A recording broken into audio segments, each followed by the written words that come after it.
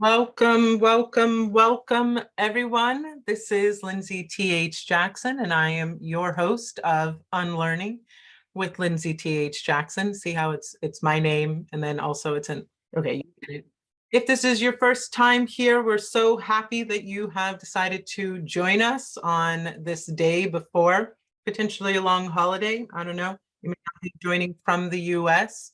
For those outside of the U.S., we celebrate the 4th of July tomorrow in the United States.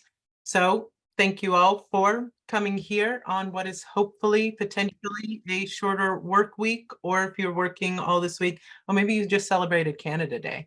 That would have been nice.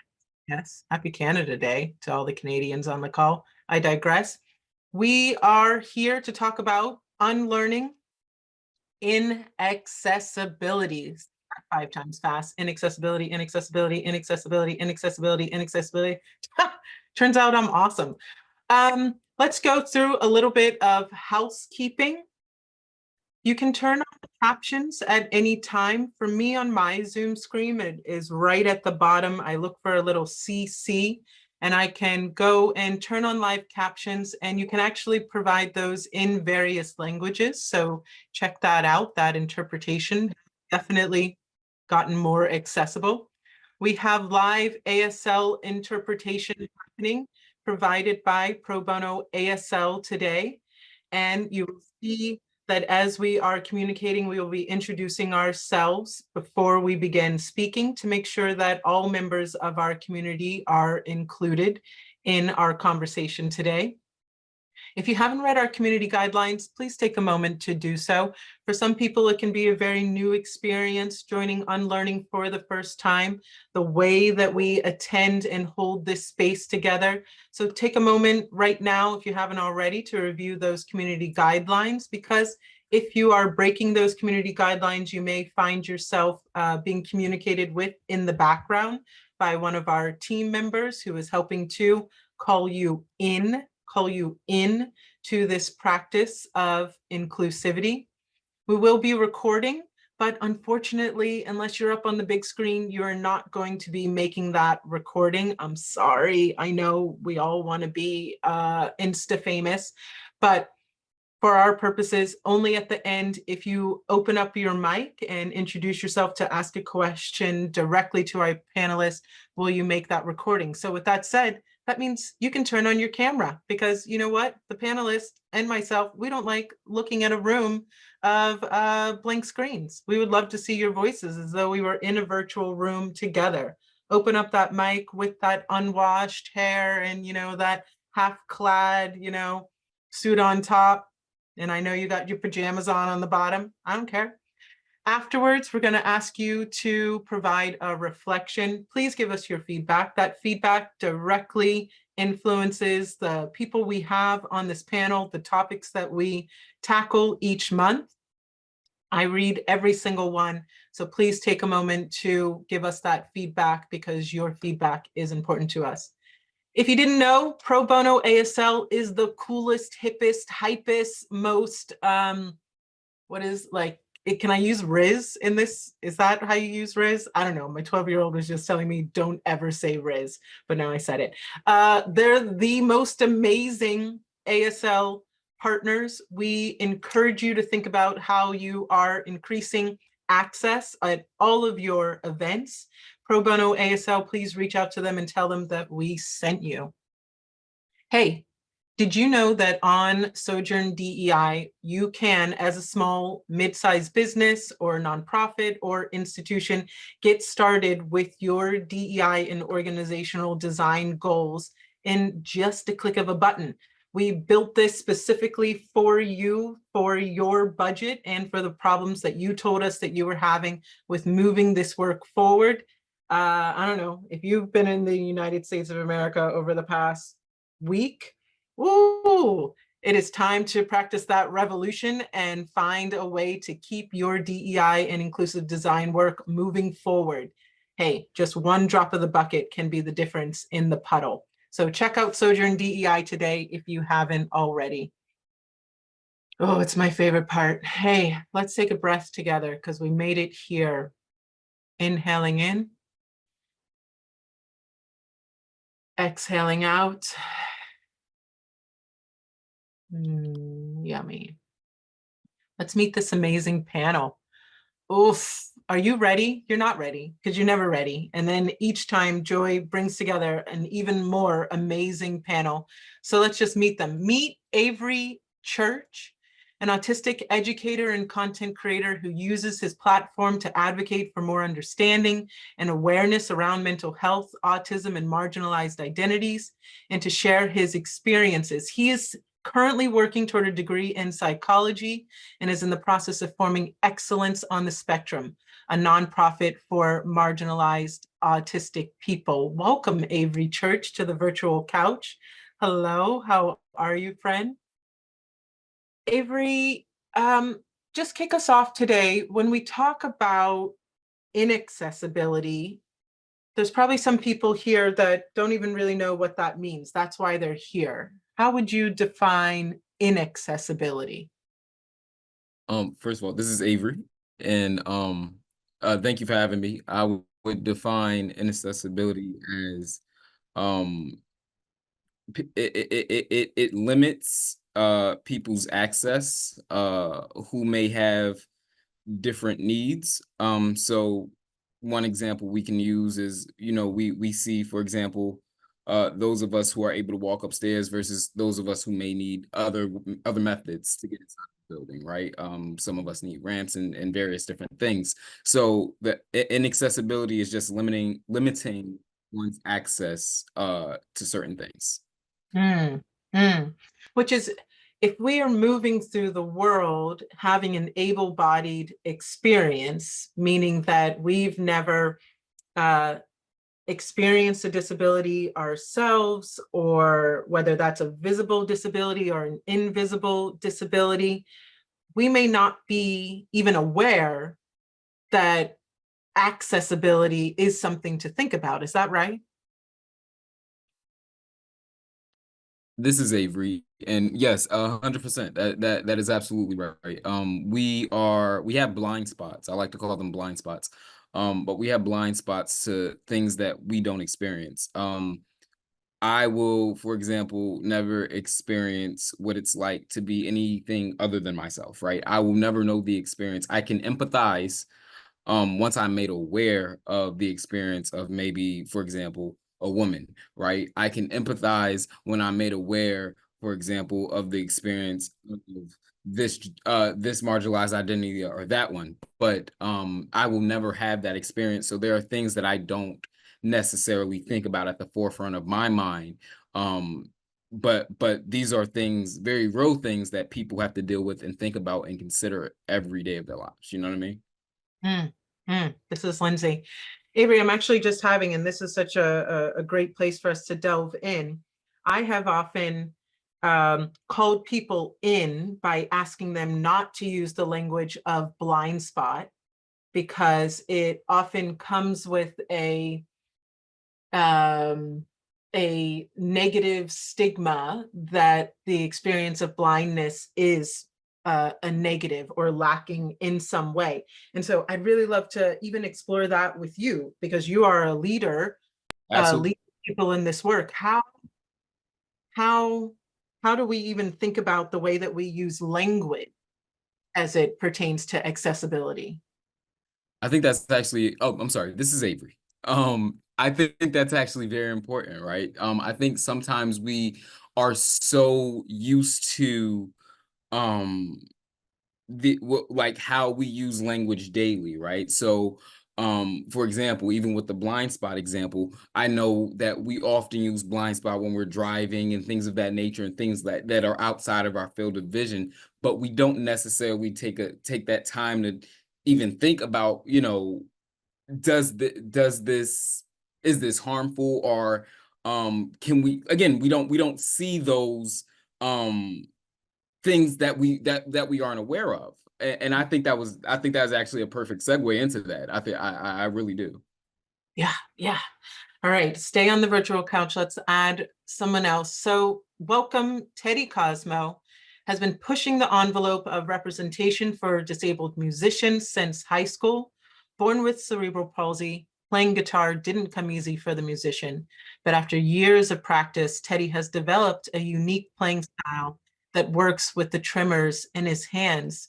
Teddy, welcome to the virtual couch. Tell us a little bit about that experience. How did you first fall in love with the guitar? And um, yeah. Oh, sorry. This is Teddy. Thank you, first of all, so much for having me. I'm really happy to share the space with y'all. Um, it's been an interesting journey, really. I couldn't really do much with sports when I was younger. I After a couple different surgeries, they were like, "Oh, well, maybe you should kind of take it easy with super physical stuff." So I found guitar through listening to a bunch of different music, and then I saw somebody play at like an arts festival in my hometown, and I really fell in love with it. I was told, however, that it was unlikely that I would be able to get the hang of it just due to the physical condition of my hands. If my hands are like stationary, for example, there's a lot of just tremors and shaking that goes on. But I kind of just figured out something that works for me, which is using that and kind of letting my hands be shaky. Mm. And it just created kind of its own feel and own sound. And it doesn't hurt as much as when I would try to play without embracing the tremors or the differences in my hands. Yeah, this is so interesting, Teddy. I don't know if anybody was following along on Instagram last week, but somehow in some alternative universe, I was a judge at the Miss Teen Washington contest all last week. Will we all unpack that together one day? Yes, because I have a lot of things I need you all to advise me on. But I say that to say that listening to these brilliant young women between the ages of 14 and 17, and I would say somewhere like 40 to 50% of them presented with either a visible or invisible disability. And still, for many of them, the language that I heard them using was how they had fixed their disability or how they had overcome their disability. And it seemed like the end of the sentence was to present as normal. And of Mhm. course, me being the DEI asshole that I am, I'm going, so is that the lesson that we want to teach the next generation of young people?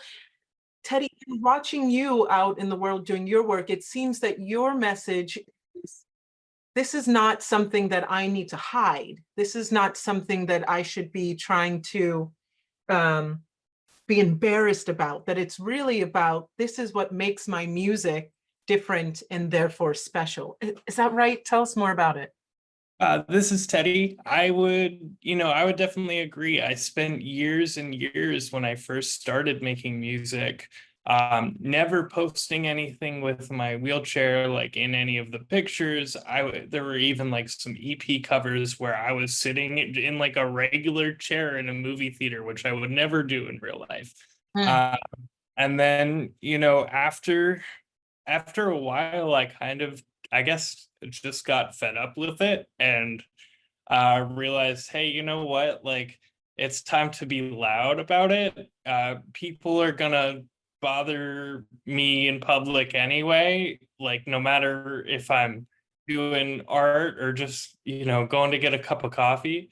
I'm already getting stared at or whatever, so I might as well just own it and just accept who I am. And I know there are plenty of people with disabilities that I've talked to that would like some sort of uh, cure or whatever for their particular conditions. But I think the main issue is that the bulk of society the base level that most people that aren't familiar with folks with disabilities have is that it is something that should be fixed. And I think that that's something that we definitely need to correct, because it should be up to the individual.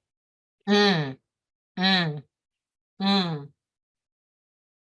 This is Lindsay. Teddy, I think we need you to not be here and actually be with our Supreme Court this week. It should be up to the individual doesn't seem to be stay there.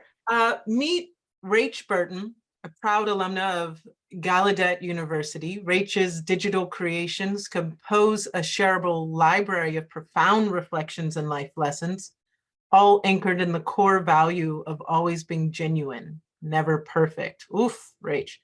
She takes pride in being neurodiverse and draws inspiration from the deaf community. Rach, in starting to think about what it means to expand our definition of accessibility, of trying to be radically accessible, I was listening to some of your post on Instagram and, absorbing your words. And it seems that in your work, there's a large ask of each of us as individuals to do some deep internal work and reflection. Can you talk about that?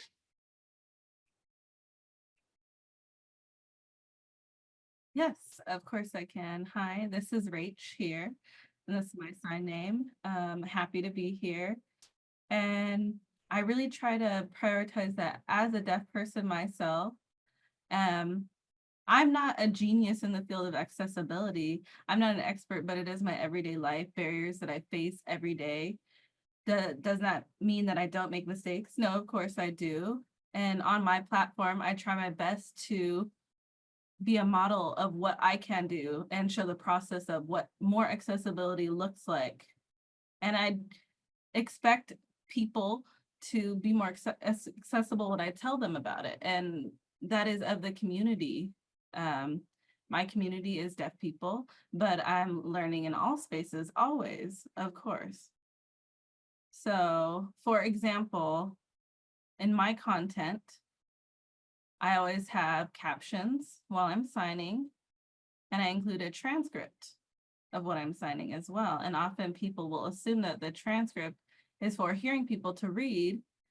And people will ask me often, well, you have captions, so why do you need a transcript? That's double the work. And the transcript is for deafblind individuals to read the transcript. I have transcripts on the videos, but sometimes that is not visible enough to deafblind individuals. So they're able to use screen readers or other technology to read that transcript. And so it's more accessible for everybody in that way. And there's universal benefits for accessibility. For example, haptics, you might know them from smartwatches using haptic technology, those vibrations. It's a universal design for deaf people. The haptics was designed for deaf people, but the whole community and everybody benefits from these haptics. So we have to think about accessibility from the start. And that will start a great place to build off of. It saves time, saves costs, saves money. And by learning myself and modeling that to people, again, I know I make mistakes, but we have to try and figure out what the best next step is and how we can proceed with accessibility. And I try to model that through my content. And it helps me analyze my own self and do that inventory and make sure that information is accessible to everybody, how I can modify that. And that's what I do for my platform. This is Lindsay. Rach, you said something really interesting there, that it saves time and it saves money. And I think that's a revolutionary thought for a lot of people. I find myself in organizations speaking to people, and they think that doing the work to make their spaces more inclusive, to make the work practices more inclusive, are going to, blow out the budget. Oh, we just don't have the money for it. Oh, we just don't have the time to think about these things. Say more about how it's actually the reverse. It actually saves more time, more money.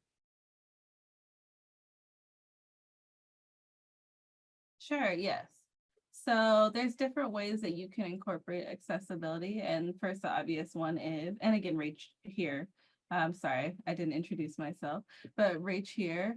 One way, if you don't have already, you can have captions on all of your video content. And you can find somebody to type out captions for that and make sure that it's burned into the video, and that saves time and money there. So you don't have to add captions every single time. And then that reach, your message is impactful to more people because there are captions. And this is Disability Pride Month, right? July is Disability Pride Month. So it is a perfect time to focus on that. Worldwide, 1 in 6 people have at least one disability. And that's a lot of people. That's 1.3 billion people that have disabilities. So you're missing that group of people. Out of 1.3 billion people, that's income that you have. That's $1.9 trillion, and companies that are having gaps in those markets. So accessibility gives you money, right? This is Lindsay. Avery, Teddy, do you want to add on to that? What are some of the other misconceptions that you have found when you are teaching about creating more accessibility in different environments? This is Teddy. I think that Rach is spot on with what she was saying. Additionally, I think that a lot of people assume that things are already good just because, at least in America, just because we have the ADA laws. But they really there's a lot of loopholes for corporations and companies and things to get around that. So, a lot of folks might assume, for example, it's easy to get things that are basic, like an apartment with access that you might need, or to get a landlord to be willing to make the adaptations that you might need for whatever your disability may be. Technically speaking, like, we are protected by the ADA for now, at least, with having those rights. But like I said, there's so many loopholes that oftentimes it's such an uphill battle to get there, and we really have to fight for it. And I think where a lot of the disconnect is with the able-bodied folks is that they don't know the types of things that we need to advocate for in the basic day-to-day. And they also, in a lot of cases, aren't familiar with the workarounds that, people that don't want to offer what they should and provide what they should can do to get around it. So I think that's the biggest thing for me. This is Lindsay. Avery? This is Avery. I agree with everything that's been said. That's number one. I think a huge misconception around things like accommodations is that it is some kind of way for us to surpass other people. You know what I mean? So people feel as though if I, talk to my boss about needing specific accommodations, maybe I wear my headphones at work because I need noise canceling headphones. But it's not it's not me getting special privileges. It's not me getting some kind of benefit that you're not getting. It's putting us on equal playing field. It's giving us equity.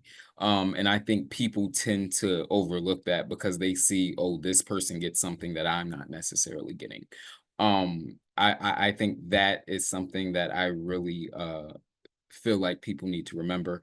And then I also feel like for the people who, one thing I consistently tell people when we're doing the work that we're doing is that, as Rach stated, a lot of people will act as if, you know, giving us these accommodations is such this huge thing, is such this task. When in reality, I don't think people realize how quickly they too can be disabled. You know what I mean? Like this is just because you are not born with a certain, whether it's a physical disability, a mental disability, what have you, you can step outside and the government label you something, right? You are now this, you are now that. You can have an accident and become disabled. Like it happens in the blink of an eye. And so I think people really tend to forget that fact. Like a lot of the times, as we're all going to talk about, we as a community, the disabled community, I think especially during COVID, we learned how a lot of people felt about us when they would, oh, vaccines cause this and that. I'd rather my kid XYZ. I'd rather my kid pass away than be XYZ. Like we know how you guys feel about disabled people, period. But again, it can happen to literally anyone. You are not exempt. Oh, yes. This is Lindsay. Avery, you're reminding me of, and I'm not going to be able to tell you who wrote the quote, but it reads something like, I wish white people loved Black people as much as they love Black culture. And I say that because you're reminding me, or the way that we love to share a story where we're infantilizing some disabled person, and that's giving me inspiration, right? Oh, look at the, Olympics, and oh, isn't this so inspiring, right? We love the stories of disabled people, but we don't actually love disabled people. Rach, big head nod there. What's coming up for you?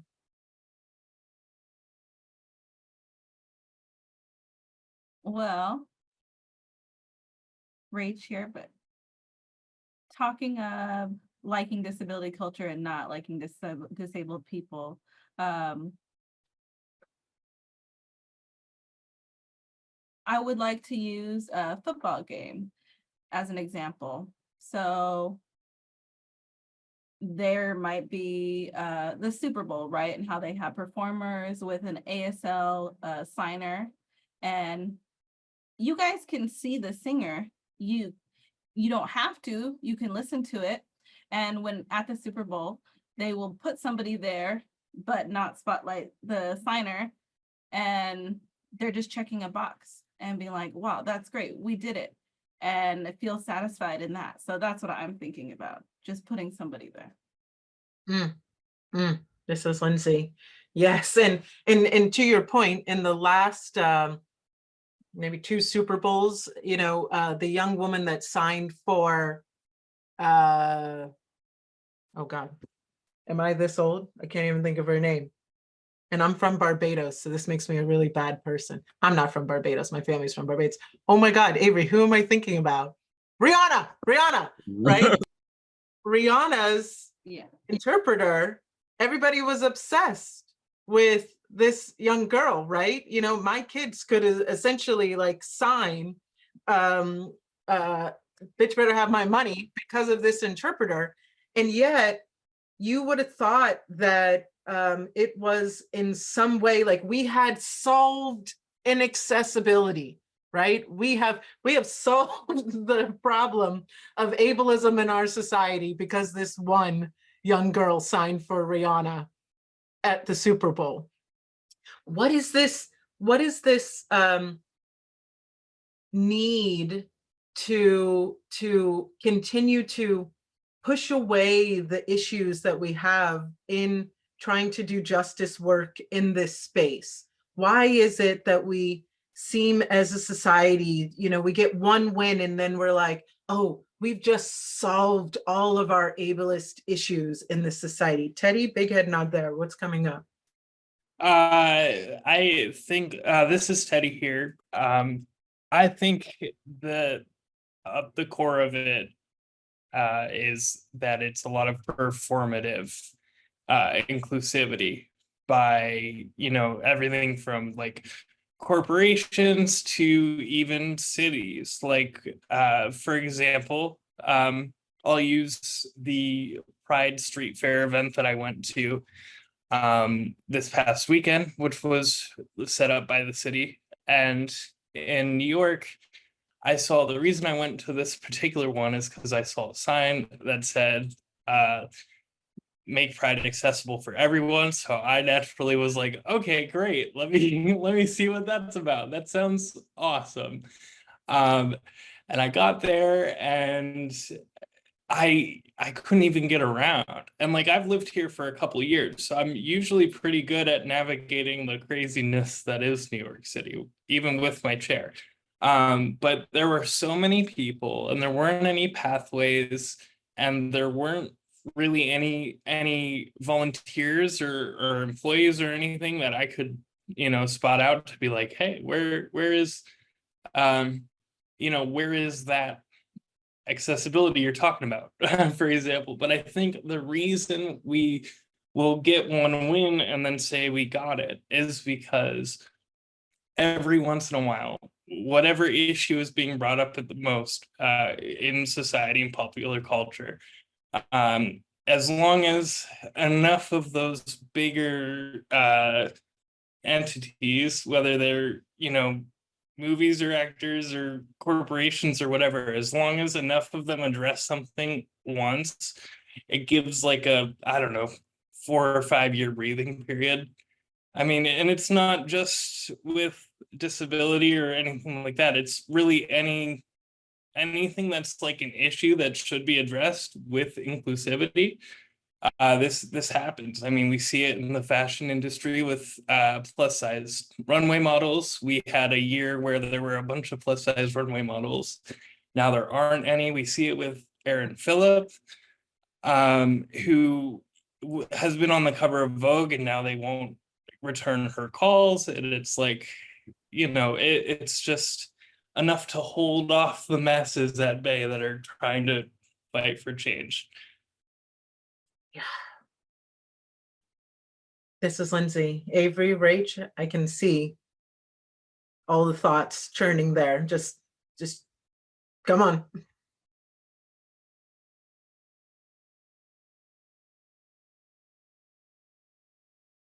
Avery? Well, Rach, here. So, or are you gonna go? Okay, I can go. Yes.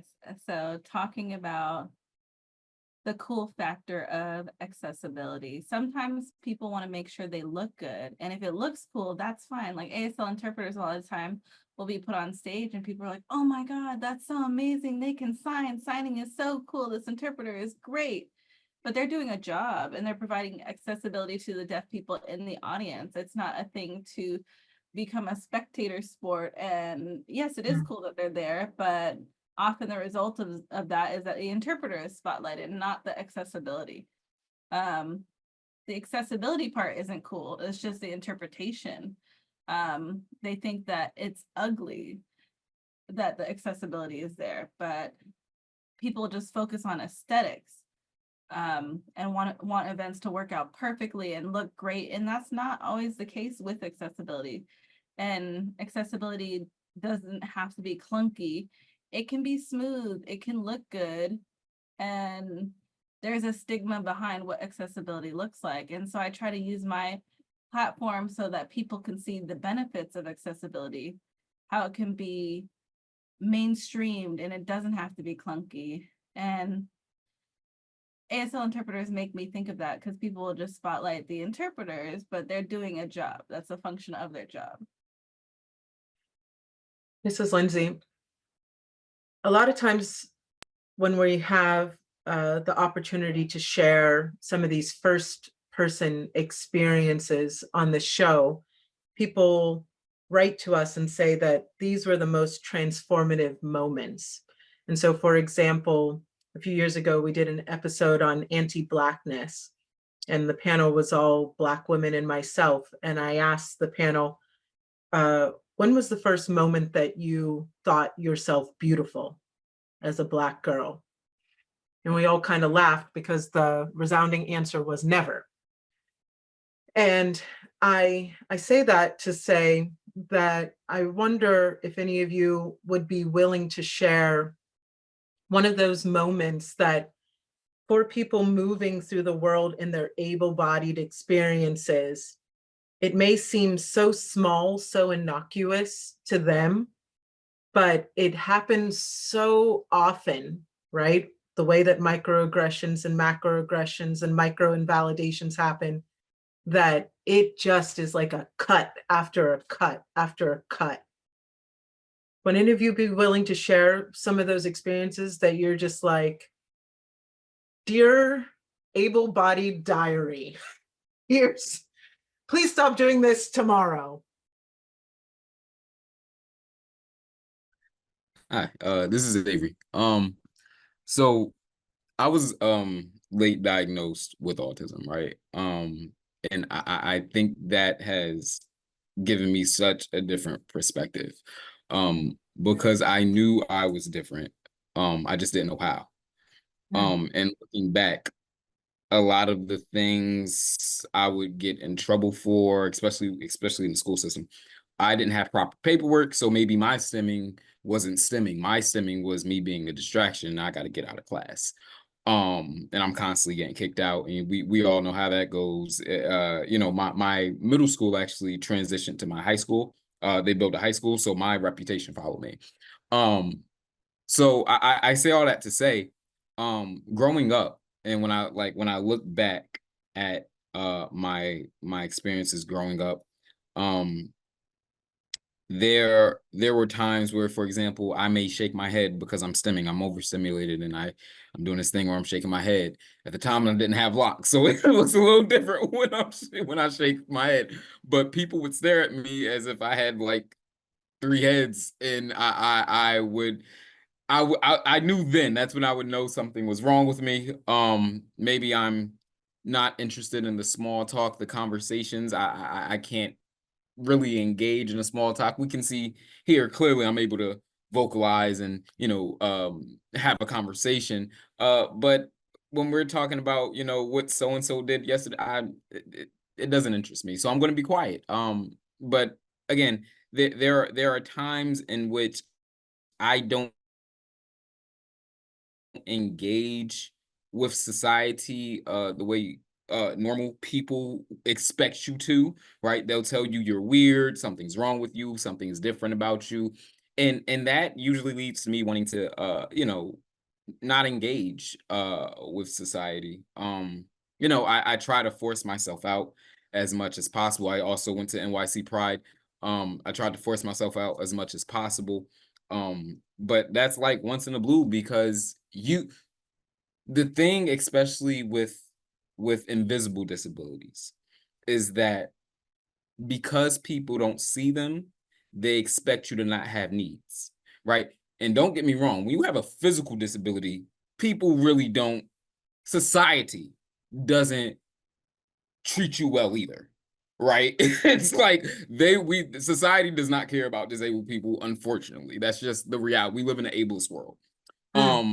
You know what I mean? So when you have these invisible disabilities, they kind of brush you off and expect you to not need any form of assistance. And when you vocalize, hey, I actually do need assistance, you're written off as doing too much, you want attention. An example I can give you, when I used to work in an office in a cubicle, because I have the label of what's considered low support needs, or what used to be called high functioning autism, people may think, oh, he doesn't have any needs, right? He doesn't have it that bad. But I consistently forget to feed myself. I consistently forget I have a bladder. I don't know I have to go to the bathroom until the very last minute.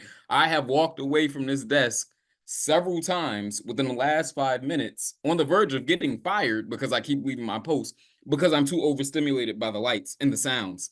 This is not something that a neurotypical or a atypical person might experience.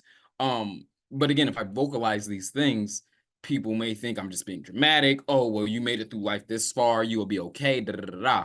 So I think if it's one thing I can say that I wish people would understand, and this goes for all facets of people, right? Because again, I may not suffer a certain disability and I may not understand where I'm lacking at when it comes to my internalized ableism. You understand what I'm saying? Mm. I think we all need to just be able to better understand each other, and be open to understanding each other. An example, a blanket example that I can give you is, for example, and it's not necessarily about disability, but women. When I have conversations with women as a 28-year-old adult, I one thing I don't have to deal with. I don't have to worry about how I decorate my car, right? But for women, for example, if you may want to put something fuzzy on your car, some eyelashes, but you have to worry about, is this going to attract the attention of the wrong person? Is this person going to follow me home? So I think in the same way we can have these conversations and better understand each other from a gender perspective, we can do the same thing with physical and mental disabilities. Yes, yes. This is Lindsay. Avery, as you're saying that, I don't know if this is a complete tangent, so I want you all to be prepared. But have you seen those things where they're like, you would be returned by a kidnapper if, and like every time I am those things, I'm like, I would so be returned by a kidnapper. They'd be like, I don't want, yeah, yeah, okay. We're all in the same group. Yeah. Teddy, Rach, what's coming up for you? This is Teddy here. I think, first of all, I completely agree with Avery. I think understanding each other is the key, just as a whole. Just all across the board, that will solve a lot of issues. If I had to boil it down to one thing that I think, in using my experiences, could go and maybe change the mind or make somebody think about something they haven't thought about before, I would say just not to assume that anybody wants things to be different. So to use that for to use an example for that, while I was at Pride in NYC, now the reason, just to backtrack, the reason I ended up going, because I was skeptical at first, but the reason I ended up going is because I went to a concert for Trixie Mattel the night before, and that venue did a great job and it was super accessible. So I was like on top of the world.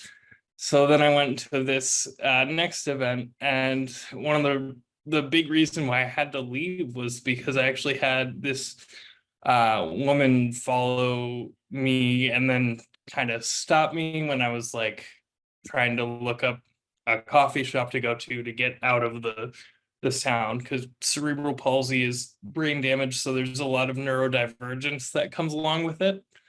And so I'm very sensitive to those types of sensory things like sound.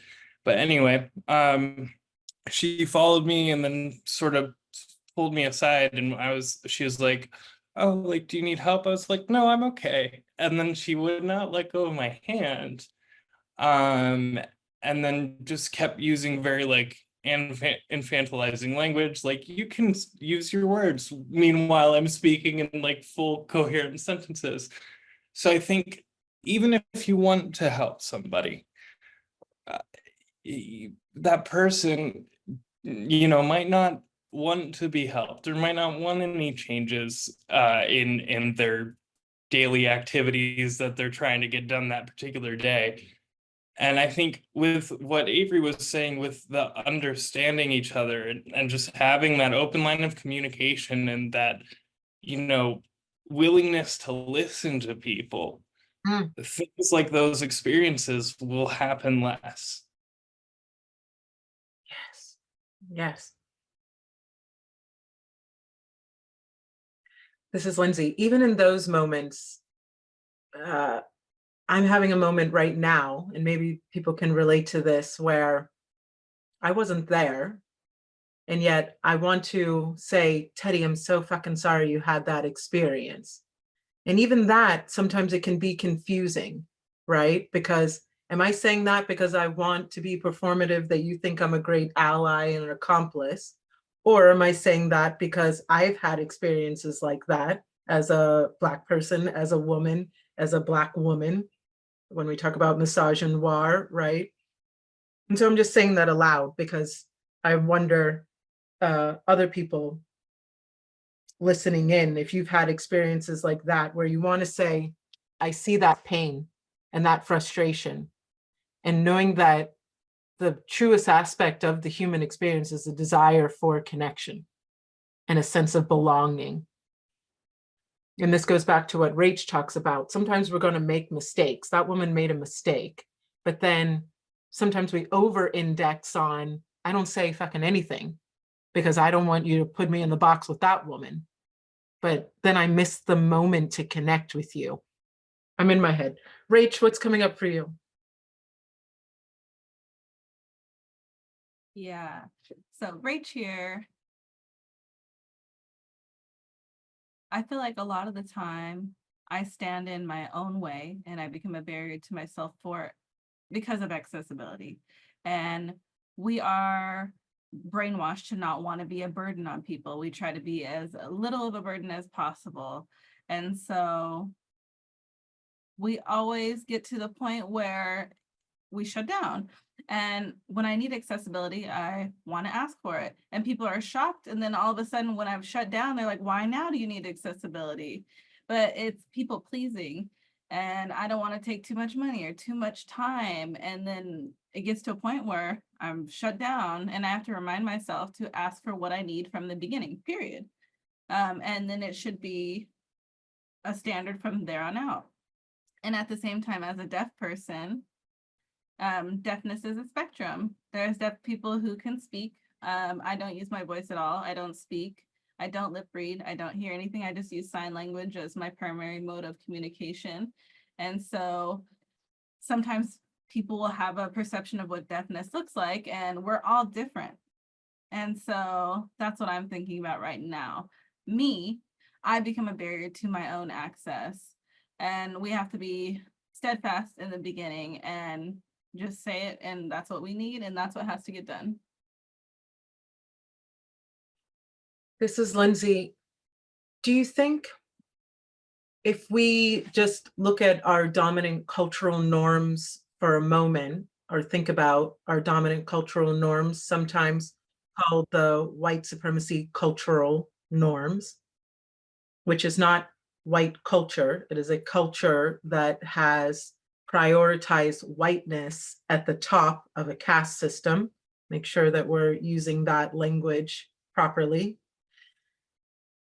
There's something about me asking for my needs to be met that actually within white supremacy culture, all of us are taught not to ask for our needs to be met. And so it's actually confronting to watch somebody else say, I have needs and I would like them to be honored. I have boundaries and I would like them to be respected. But if our larger culture is teaching everybody to ignore their needs, to sacrifice their boundaries, is there something about the push for disability justice, the push for equity and increased accessibility that actually makes an individual confront their own complicitness in oppressive systems? Discuss.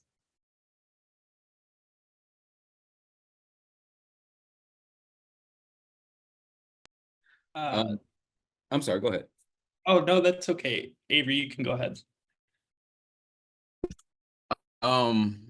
This is Avery. I think there is. I think at its crux, we have to really, as you pointed out, remember that, you know, this world we live in was founded on white supremacy. And so it's these things are buried into every crook and cranny of our society. Mm. This is why I said earlier, even myself, I deal with internalized ableism every day. I deal with internalized anti-blackness every day. I deal like these are things, you know, the battle to unlearn all of these things is an everyday thing. It's not oh, I read a book and now I'm an expert. This is an everyday process.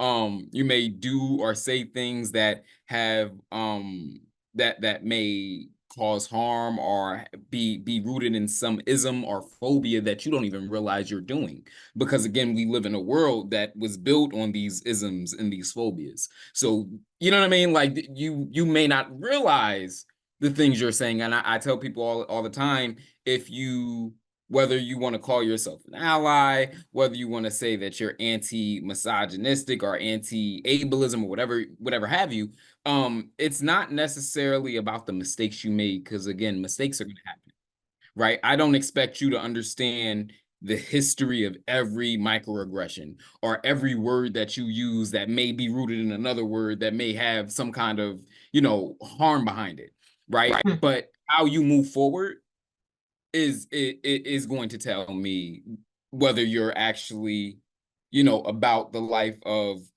accessibility, if you're about the life of, you know, anti-racism, if you're about the life of anti-misogyny or anti-misogyny, period. And so to get back to your question, yeah, I think asking for accessibility is meant to be frowned upon in this world. You know, eugenics and racism, I tell people all the time, are they go hand in hand. They're kissing cousins. You know, we started off in Europe with eugenics, right? You know, you had Northern and Southern Europe consistently clashing heads, calling each other, oh, these are pink barbaric savages, and these are this, and these are that, you know, and we the real da, and they came over to America.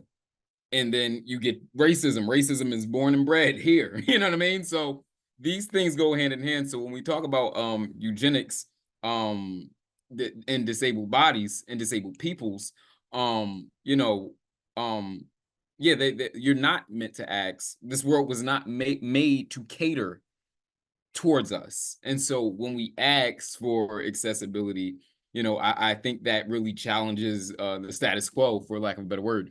And this is why you feel that guilt behind it. This is why you feel like, oh, I shouldn't bother them. I shouldn't burden them. You know, if you need something, I feel like we're taught as children, like if we need X, if we need X. So, you know, I feel like, again, as Rach pointed out, we kind of get in our own heads sometimes. And it's, again, not necessarily our own doing. This is how society made us feel. You know, we see consistently the bad guys in every Disney movie is always disabled in some way, shape, or form. Captain Hook is missing a hand. Freddy Krueger is a burnt victim. Like we are constantly seeing disabled people are meant to be the scary and the bad and the this. So that's kind of where that comes into play, where we kind of feel like we shouldn't bother them because we're such a burden to society. This is Lindsay. Wow. Avery setting up our next episode to continue that entire conversation. Damn, I think is the only follow-up to that. Yes, yes. The only natural place to go after that is Teddy is actually going to treat us to some of his music. And so I invite you all to open yourselves up in all 5 of your senses. I think now that we have described a 6th. Yeah. Welcome, Teddy. This is Teddy. Yeah, Joy asked me if I wanted to play a song. And I thought that maybe just because of the context of the panel, I had one that worked pretty good. So this is called Burnout Baby, and it's about feeling that burnout of like, even though you might have all these things going on with your disabilities or what have you, or just regular life, or the exhaustion of where things are in the US right now. You still got to do stuff to stay alive, and sometimes that can be pretty draining. So this is that song. Okay, just making sure I was in tune. 3:15 running on. So for me, I got from the sitcom I watched on my lunch break 1,000 times before. And it seems to me it's how things will always be. Sunday to Monday, everything's the same. Can't take it anymore. I'm just a little burnout, baby. I don't think I'll change. Ask me again tomorrow. The answer stays the same. Always looking for excuses or something else to blame. I don't know if let it go. And it's still unclear what's left me here. Am I wasting all my time? Maybe if I get sleep, then I'll feel better. Maybe if I were rich, I wouldn't have to try.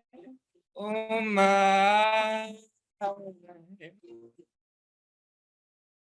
Look at the time. And I could shave my head. I could stay in bed if anyone needs me. I'm watching the TV and I'm turning off my phone. I'm just a little burnout, baby. I don't think I'll change. Ask me again tomorrow. The answer stays the same. Always looking for excuses or something else to blame. I don't know if I let it go. Maybe if I got sleep, then I'd feel better. Maybe if I were rich, then I wouldn't have to try. Oh my. Look at the time.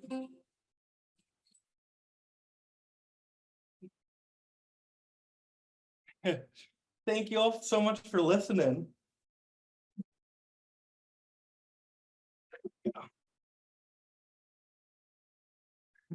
Thank you guys. You.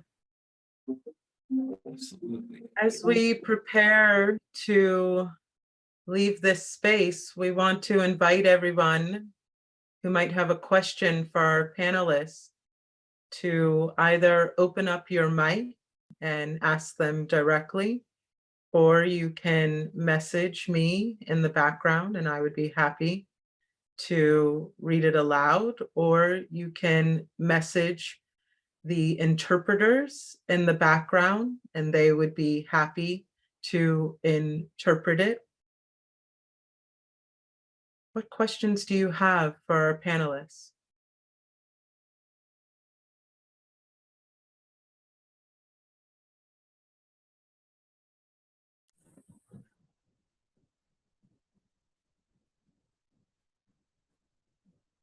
Rebecca? Yeah, hi. So I work for an organization that is very committed to DEI work, working very hard to be anti-racist, anti-ageist, and the ableism really seems to fall by the wayside and become not so much of a focus. And so I'm just wondering if folks have advice or words of encouragement to kind of help us bring that back into focus as well, and not just be an anti-racist organization and not just be an anti-ageist organization, but also be an anti-ableist organization. Mrs. Lindsay. Rach, do you want to start?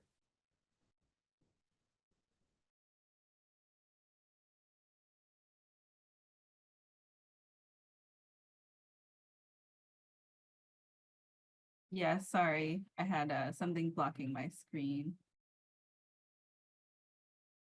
Okay, yes. Do you mind repeating the question for me, Lindsay? There was a question about, in organizations, it often seems as though you might get some momentum with anti-racism work or tackling misogyny and patriarchy, but then accessibility seems to fall by the side. And we're seeking ideas, tactics, strategies to help put that back at the forefront, or at least in line with the other aspects of DEI work happening in the organization.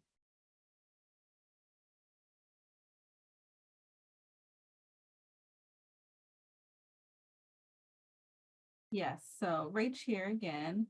I have a pitch. I work for a company that does full service in marketing, and we are a deaf-owned business, a deaf-owned company that focuses on accessibility. And we train with companies and how we can meet with their BERGs, so their resource groups, and incentivize accessibility for them. And we always try to emphasize that the goal is information and communication and what you're able to see. And we want information in the way that communication is important, and we want it to be accessible to all and make that visible. And when removing ableism,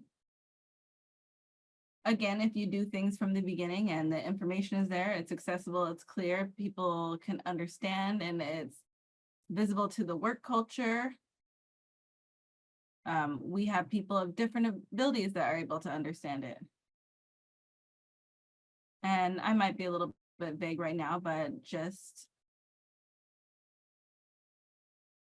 we can see race, we can see age, we can see these things, but ability is not something that we're always able to see, and that is different than race and age. So I think trying to place it at the forefront and making sure that accessibility is there from the beginning and it's in the picture for your companies, and you have people who are modeling that and providing training.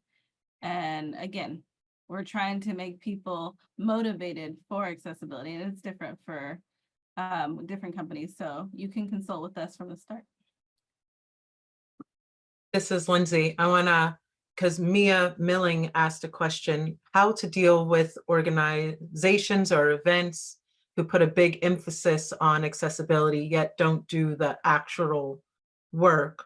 And adding to what Rach said, and I think also tackling this question, one of the things we do a lot in organizations is we have to, or we have found that when we pair accessibility work with what we refer to as the I work. So you have to simultaneously tackle within your leaders and your leadership, the correlation between being seen to do a lot of work and actually doing useful work. And what I mean by that is that, remember that many of us have been cultured in an environment where we tie our self-worth to a certain type of output. And so you're constantly tackling the part of the socialization that, as I think Avery, Rach, and Teddy have all talked about, that equates disability and accommodations with laziness, that equates the desire for accessibility with some sort of, or accommodations with they're going to take too long on the project. The time it would take for me to apply the accommodation means that I'm not getting the client's work out in time. It would be easier to just find somebody who can work the 70, 80 hours a week than to accommodate the person that is asking for a realistic work week, right?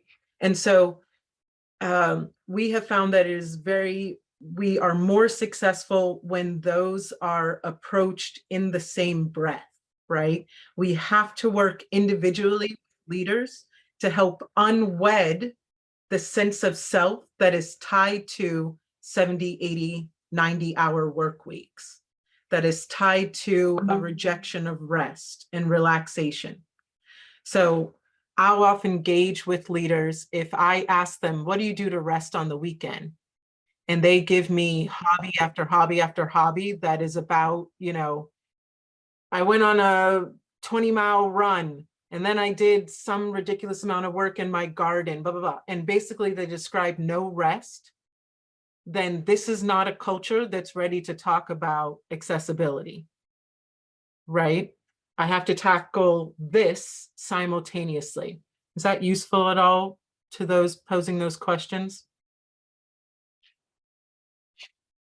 There's a question here for Teddy. I'm curious what it's been like as a chair using musician.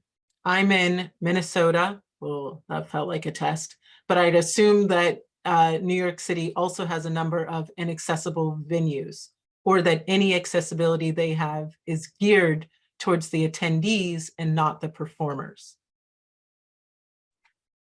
This is Teddy.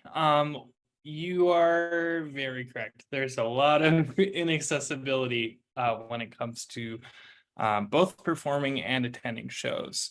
The key thing is that when you are a smaller artist, like you don't have some massive fan base where you can play big venues, then you still have to play the same venues that an able-bodied smaller artist would, which is usually in a basement of a bar or upstairs above a bar, or somewhere with stairs or no bathroom that would work, like where it might have a ramp, but then the bathroom you can't fit your chair into. And I used to still play shows every week, and then after about a year of trying to do that here, and still having the same problems that I had where I lived previously in Pittsburgh, I decided that I wanted to shift my focus on online stuff because that's more accessible. So yeah, it's definitely an issue, but I think it needs to be rebuilt from the ground up before we can really see it where it's not like a class issue at the same time.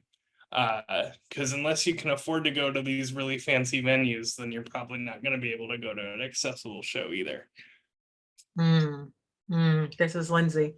We didn't talk nearly enough about the way that class also plays such a big role in terms of access.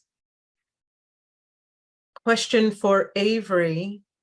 How do you combat the stigma of your invisible disabilities? How do I combat? Oh, I'm sorry. This is Avery. I think the only way to combat any stigma is to educate. Not everybody is going to be receptive. I tell people that all the time. Sometimes, you can't educate somebody who doesn't want who doesn't want to be educated. But I think that media plays a big role in how we see a lot of disabilities, right? As I said before, when you look at any movie villain, right, chances are they are mentally or physically disabled. They may have psychopathy, sociopathy. Again, Freddy Krueger, burn victim, Captain Hook, missing an arm. So when you go down the list, and even not even in these extremes, when we see things like, for example, when we talk about autism, a lot of people think autism looks a particular way, and that's usually a very stereotypical version that they may see on TV, where For example, a lot of people don't think girls can be autistic because when you look at media, it's always been portrayed as white men or white boys. So BIPOC people and women are usually swept under the rug when it comes to autism. And so I think educating and combating what we see portrayed in media, a lot of times the exaggerations that we see portrayed in media is the best way to destigmatize the things we deal with. I think that's been my method so far, and I think it's working, and I don't expect to fix or change everybody's mind. But those people that I am able to touch and connect with, I'm happy for it. Mm, mm. This is Lindsay. Rach, would you close us out by telling us about the world that you envision?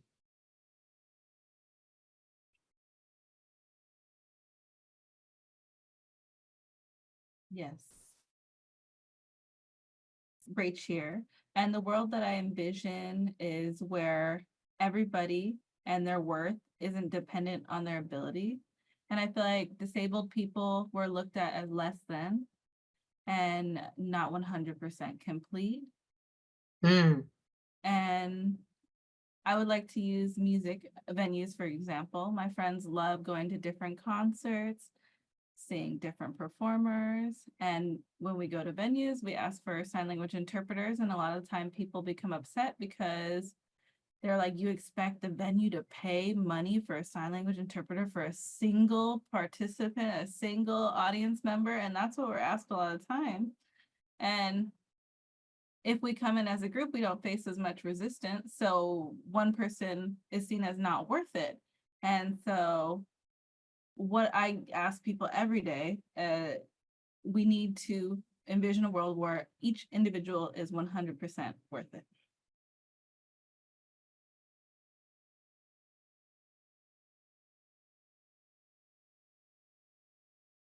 this is Lindsay. I'm just letting that linger in the space between all of us. I envision a world where we believe that every single person is worth it.